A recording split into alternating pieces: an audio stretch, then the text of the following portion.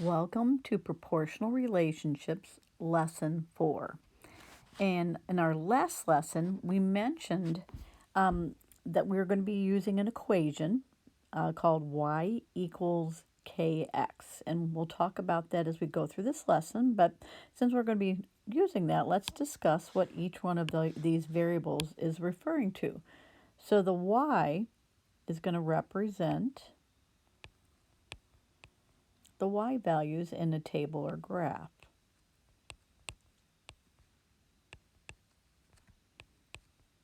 And that makes sense. I'm going to skip over to the x value because the x are given in the equation also makes sense. It represents the x values in a graph or table. And the one that's going to be a little bit unusual because of the variable given, we haven't seen this in a graph or table, is the k value, or the k. And the k represents the constant of proportionality, which oftentimes we're going to be asked to find.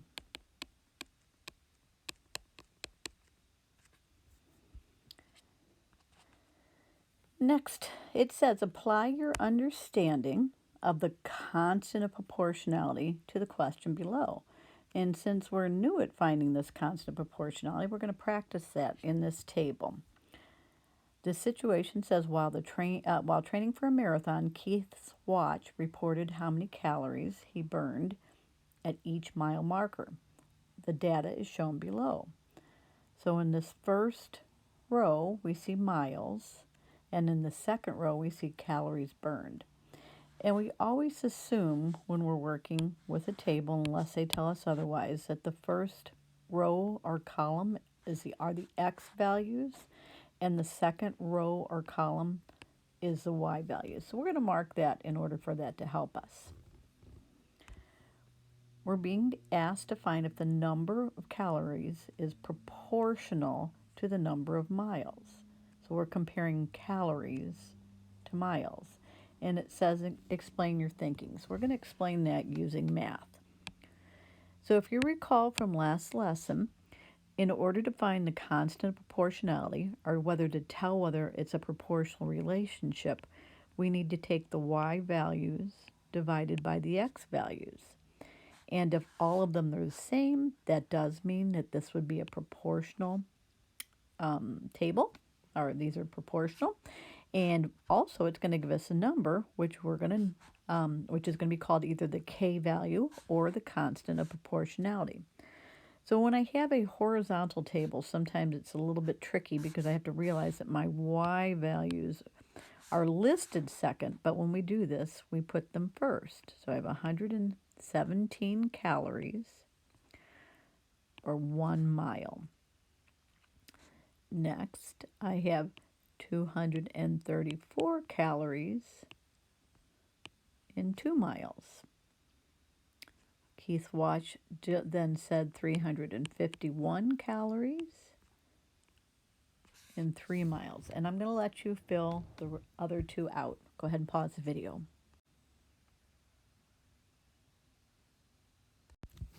Okay, hopefully we all have the same thing.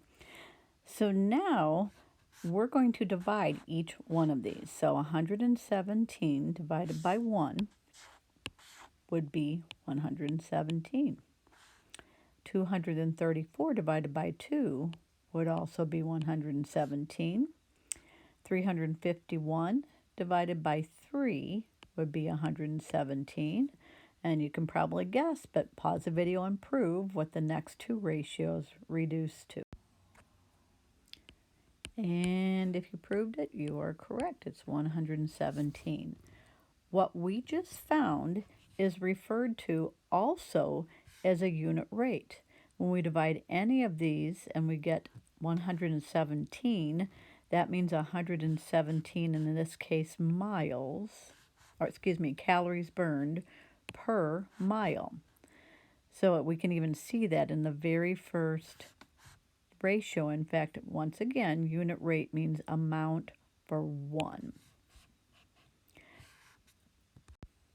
So to answer the question, yes, the number of calories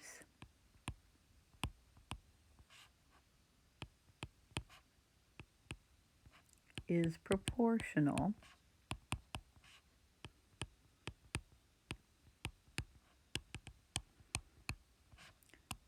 to the miles, to the number of miles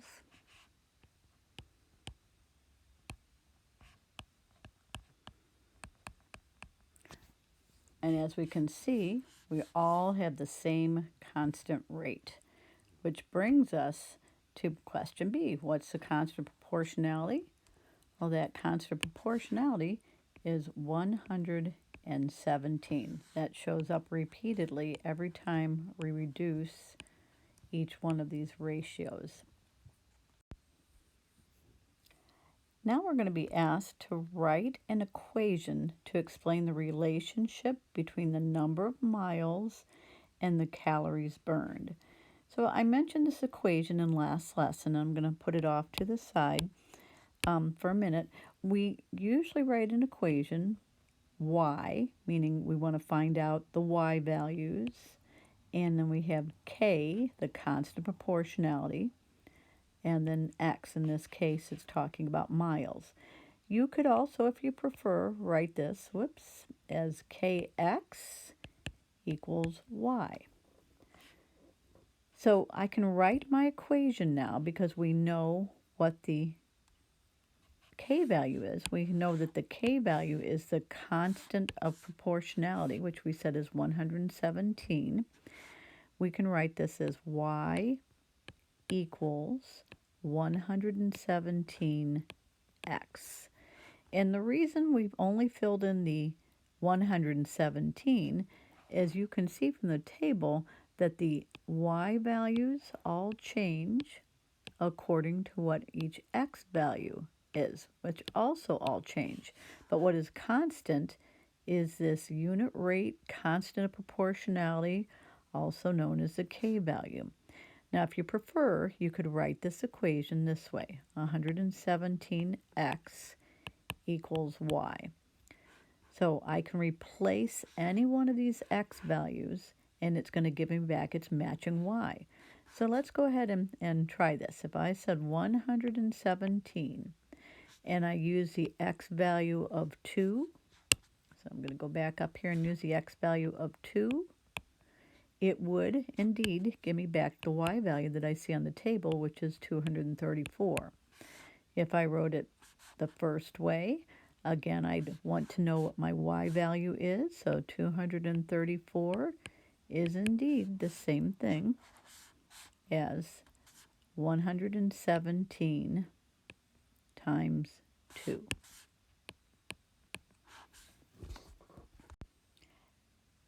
Next question. The next day, Keith ran 7.5 or 7 5/10 miles. How many calories did he burn? So they mentioned miles, so that would be an x value, and we want to know how many calories did he burn. And if you look up at the top, we're noticing that there's a pattern. These are all increasing by 1. However, down here they give us 7 5/10.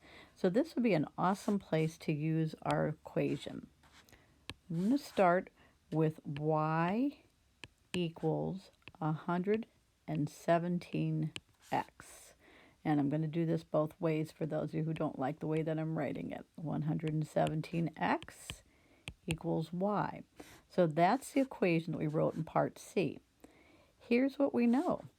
They've given us the miles. And again, if you look on the table, miles is the x value.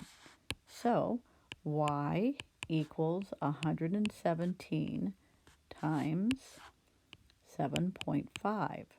That is our given miles, or x value in this case. So if you wrote this other equation, it would be 117, once again, times the same amount of miles, and that's going to give us back our y value, and the y values are the calories burned, and that's exactly what the question, how many calories did he burn? So let's take a moment and figure that out. All right, and your answer should have been y equals 877 and 5/10, or either way, I could have written it as 877 and 5/10 equals y. And what answers our question, what this means, again, they ask us how many calories did he burn. We would say 877 and 5/10 calories burned.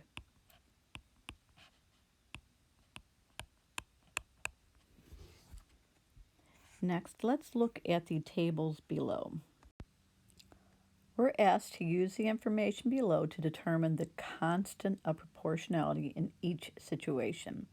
And you're going to notice below each table they use a K, which is much easier than having to write out constant of proportionality for each one. But the K value and constant proportionality are the same thing.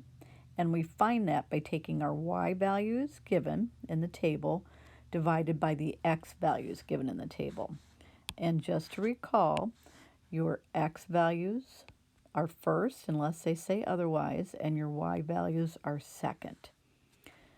So based on what we did earlier, we're going to take 6 and divide it by 1.5, and that would equal 4.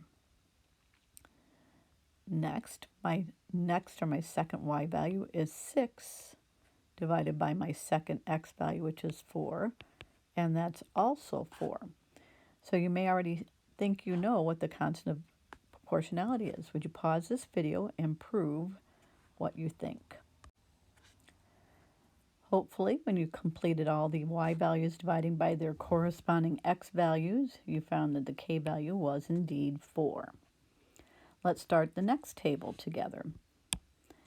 This time, the Y values are talking about miles walked, and the X values are talking about hours. And by the way, let me go back real quickly. This K value means 4 cups of water for every cup of oil. So this would be 4 cups of water, okay? And I should put cups for every 1 cup of oil. Looks like they're talking about a recipe. So now we're going to figure out the miles walked for every hour. So we're going to take 3 divided by 2. And when we do, we get 1 and 5/10. 6 divided by 4 is 1 and 5/10. Or we could reduce this, divide both the top and the bottom by 2 and get 3/2. Let's keep on going. I'd like you to pause the video and finish the table. And if you discovered that the constant of proportionality is 1 and 5/10, that's it. So now let's put meaning to this. This means that this table is representing 1.5 or 1.5 miles per hour. So for every hour. So we could write that in words as 1.5 miles per hour. Again, the constant of proportionality and the K value is also a unit rate, and unit means for 1. Would you try the last table on your own? And when you're done, you can resume this video to see the answer. I hope you have the same answer. If you want to look over my work and double check, that's great. And I'm looking forward to seeing you next lesson.